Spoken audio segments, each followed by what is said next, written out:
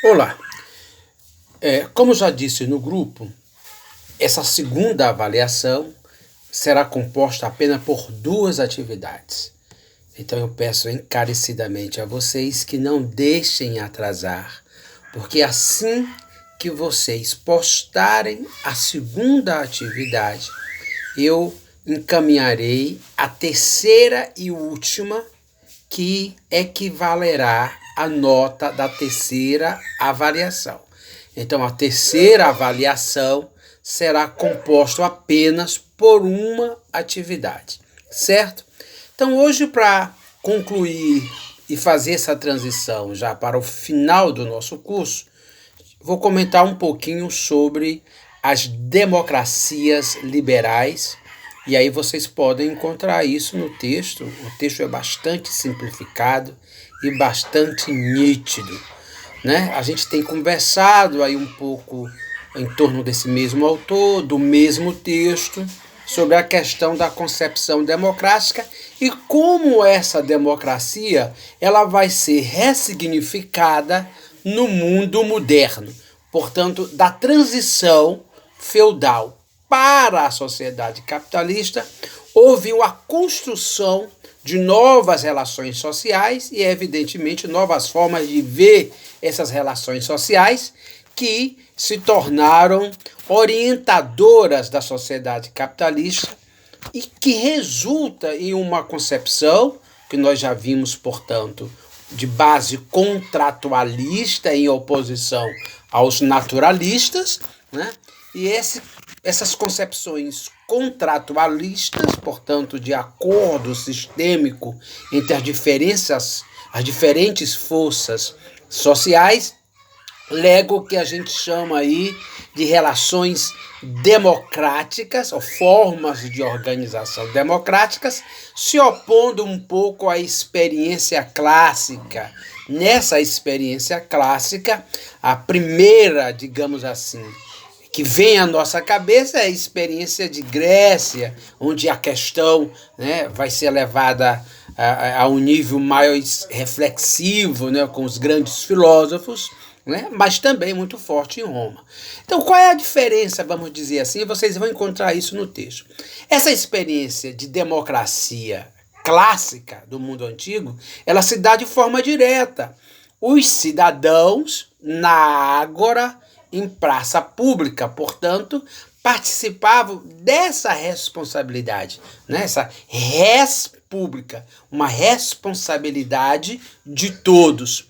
Mas vejam, embora todos participassem diretamente, né, dos processos políticos, escolhendo diretamente governantes e apontando diretamente as suas necessidades, lembre-se que nesse mundo antigo só participava desse processo os cidadãos. E para ser cidadão se tinha aí algumas condições sociais, né, necessárias, dentre elas, né, serem considerados livres e terem um determinado nível de renda. Então não era uma cidadania para todos, né? Embora o povo pudesse participar desse processo de governo político, o povo não era composto, essa categoria povo não era composta, né, pelo conjunto da população, deixando, portanto, de fora grandes massas, a exemplo, né, dos trabalhadores escravizados. Bom, mas esse é o exemplo de democracia direta do mundo antigo, né? O povo participava diretamente dos processos políticos. No mundo moderno, portanto, a partir do século, com mais vigor do século XVIII e mais ainda do século XIX, surge essa concepção de democracia, que o autor chama de democracia liberal, né? E ela vai ressignificar, como eu já disse, essa democracia direta antiga pela questão da representatividade. O que significa dizer, né? Que o povo, né, passa a participar, né, dessas escolhas políticas através de representação. E essa representação se dá pelos processos eleitorais. Então, na democracia liberal, ou nas democracias liberais, ou melhor, as democracias modernas, mais precisamente aquelas que surgem na virada do 19 para o 20, elas são democracias representativas, que se assentam, portanto, né, na participação do povo, elegendo seus governantes através de processos periódicos eleitorais. Né? Então, as eleições eram ou passam a ser os mecanismos pelos quais o povo escolhe seus representantes e, portanto, escolhe os governos. Né? E esse processo eleitoral, nessa democracia, ele tem que apresentar duas características importantes. Primeiro, que é a liberdade de participação. Né? Então, o processo tem que ser pautado num exercício livre, né? Não só para se apresentar como candidato, mas também no exercício livre para escolher os candidatos. Então, o exercício da liberdade é fundamental. Além disso, a lisura, a transparência nesse processo eleitoral. Né? Evidentemente, se você toma como exemplo o Brasil, esse processo de liberdade e esse processo de lisura nem sempre foi e nem é um processo tranquilo, no sentido de que nós precisamos sempre estar refletindo sobre esses processos eleitorais, uma vez que, se você vai lá para o período colonial, para o período imperial, só participava desses processos como candidato quem tinha renda e os homens. Além disso, há todo um processo de acompanhamento que no Nordeste ficou chamado de clientelismo através dos coronéis, né, que tutelavam, inclusive, os votos das pessoas que residiam nas suas propriedades. Então, a questão da liberdade sempre foi muito questionável. E também a questão da lisura. Vira e mexe, vocês têm aí apontamentos ainda hoje contemporâneos de denúncias sobre compra de votos, né, sobre fraude nas eleições. Mas, em que pese essas questões, na nossa experiência histórica, o que pauta o processo político das democracias representativas, liberais, sobretudo, tem sido a questão do processo eleitoral, né, para que o povo pudesse escolher seus representantes.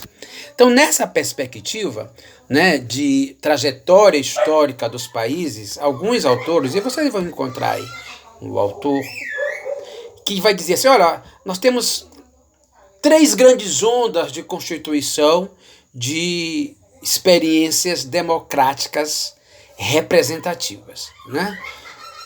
Nós vamos ter uma primeira onda, que é do 19 para o 20, depois vamos ter em que os países começam, né, a incorporar essa tradição de democracia. Uma segunda onda que se dá no pós-Segunda Guerra, portanto pós-45, em que um conjunto de países passam a experimentar essas, né, a organização social democrática, e uma terceira onda que é a partir dos anos 70 e mais precisamente a partir dos anos 80, quando o mundo passa por uma profunda crise, né, e há o ressurgimento do pensamento neoliberal com o Consenso de Washington. Então, um conjunto de outros países passam também a incorporar essas experiências democráticas, rompendo, portanto, por experiências não democráticas, né, que balizavam, portanto, as suas experiências passadas. Né? Nesse bojo, portanto, dessas ondas, nós podemos encontrar 2 grandes grupos de países, né, que trazem a questão democrática. Os democráticos liberais e os democráticos não liberais. Então, o que diferencia um de outro? Né? Lembre-se que o que pauta ser democrático é a participação das pessoas na escolha de seus governantes. Então, se é democrático, tanto faz ser liberal ou não liberal, há uma representação do povo na escolha de seus governantes. Então, o que é que ele diferencia um liberal de não liberal? É que nas democracias liberais, né, se mantém todos aqueles rolos legados ainda da gênese, né, do pensamento liberal, de manutenção dos cânones, né, de direito, vamos dizer assim, de direitos assegurados por esse pensamento. O primordial é a questão do império da lei. né? E aquele conjunto de liberdades individuais que vocês, inclusive, fizeram com certeza naquela atividade já passada, quando caracterizaram, portanto, os governos autocráticos liberais. Então, o império da lei, né? O governo e a ação do governo, dos seus representantes do Estado, passa a ser pautado pelo império da lei, o que a gente chama aqui no Brasil como a Carta Maior, a Constituição Federal de 88, como a maior lei e um conjunto de outras que se submetem a ela. Então, o império da lei, ou o direito como responsável pela organização das relações e assegurando o direito, assegurando aquele conjunto de liberdades individuais, né, e coletivas que pautam, portanto, e que organizam o pensamento liberal, né? Nas democracias não liberais, portanto, em que pese ser democracia, em que pese as pessoas participarem do processo de escolha de seus governantes, não se tem efetivamente as garantias, né, que esse pensamento liberal assegura, como é a questão do império da lei, da universalização do direito, dos direitos individuais e coletivos serem preservados, né? Então, há, portanto, embora seja democracia, nas democracias não liberais, o governo, né, ou o governante escolhido pelo povo, ele assume algumas características, né, as características que trazem, né, essa centralidade do poder em suas mãos. Por isso alguns autores dizem que nesses países o poder é delegado. Então é delegado para aquela pessoa que é escolhido pelo povo, né, uma série de funções, né, que faz com que, por exemplo, o presidente exerça esse poder praticamente sem limites, né? Então ele assume quase aí uma função de ser um pouco autoritário, centralizador, enfim, se aproximando um pouco de algumas características daqueles tipos de governos autocráticos, né? Mas o que interessa, sobretudo para nós, é a questão da democracia liberal, porque ela é a grande representação, digamos assim, de um padrão de organização social que fortalece, sobretudo, a sociedade capitalista e as sociedades contemporâneas.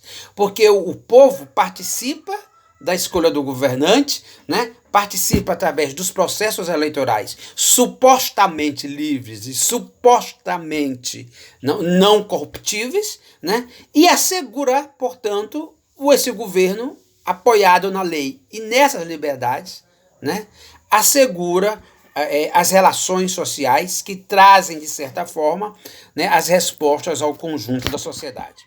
E nesses países considerados democráticos liberais, né, aparecem, em regra, duas formas de governo que também são representativos das sociedades contemporâneas, que é o presidencialismo e o parlamentarismo, né?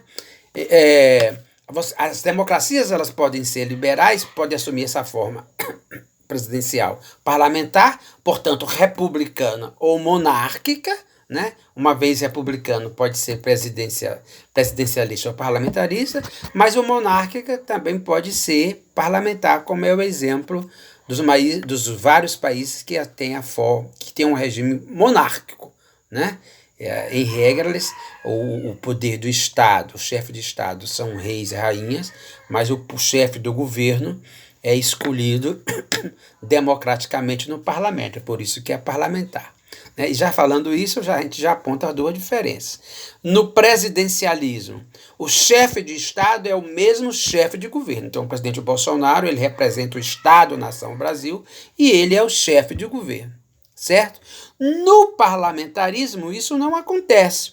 O chefe de Estado é um, o chefe de governo é outro, né? Vide o que eu acabei de falar, aí a questão dos países monárquicos, né? É claro, né, que uma outra diferença, que inclusive o autor faz, né, entre presidencialismo e parlamentarismo, é que no presidencialismo o mandato é fixo exatamente pelo império da lei. Então vocês sabem que no Brasil, de 4 em 4 anos, tem as eleições, né? Eleições presidenciais, para senador, deputado federal, estadual, governador, prefeito, vereadores. Então, esses mandatos eles são assegurados em lei. Para alterar mandato, precisa alterar a lei. Então, esses mandatos eles são fixos em lei. No parlamentarismo, né, esses mandatos eles são flexíveis, porque na verdade depende da estrutura política, né, portanto, da sustentação política que o parlamentar, o chefe do exercício do parlamentarismo, o primeiro-ministro, tem junto aos seus pares no parlamento. Então, uma vez desgastado politicamente, o parlamento, no Congresso, se une e faz uma troca aí de primeiro-ministro, certo? Então, por aqui a gente fica um pouco rápido sobre essas caracterizações, né, gerais sobre as democracias, mais precisamente as democracias liberais, e até amanhã eu estou postando a atividade, né, a segunda atividade, portanto, que junto com a primeira será a nota da segunda avaliação, e por favor não façam depois, não deixem atrasar.